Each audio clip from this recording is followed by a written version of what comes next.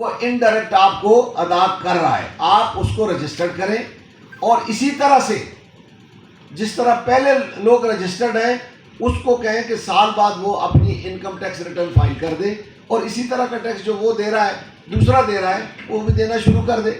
او بھائی آپ کے پاس کیپیسٹی ہے نہیں ہے، نیت آپ کی ہے نہیں ہے، آپ چوری کرنا جانتے ہیں لیکن ملک کے لیے مخلص کوئی بھی نہیں ہے. اس وقت ایف بی آر میں کتنے افسر نکالے جا چکے ہیں کہ ایف بی آر، پچھلے وزیر اعظم نے بھی کہا ایف بی آر اربوں روپے کھا جاتا ہے، یہ بھی کہتے ہیں ایف بی آر اربوں روپے کا. او بھائی سمگلنگ آپ سے نہیں رکتی ہے، ایف بی آر اربوں روپے کھا جاتے ہیں تو ذمہ دار کون ہے؟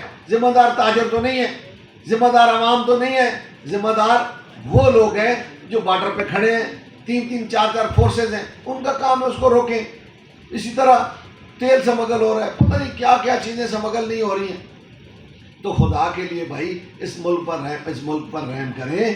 دیکھیں تاجر جب کاروبار اپنا بند کرتا ہے تو وہ تنگ آمد بجنگ آمد ہوتا ہے، وہ اتنا آسان نہیں ہوتا کسی سے. آج کل حالات ایسے ہیں کہ شام تک اخراجات پورے نہیں ہوتے ہیں، کسٹمر کے پاس اسے میں سکت نہیں ہے، وہ خریداری کوئی نہیں کر رہا ہے. صرف جو برانڈ ہے، یہ جو اشرافیہ ہے، یہ برانڈوں پہ جاتی ہے، برانڈوں کی چیزیں یہ خرید لیتے ہیں. عام آدمی مشکلات کا شکار ہے.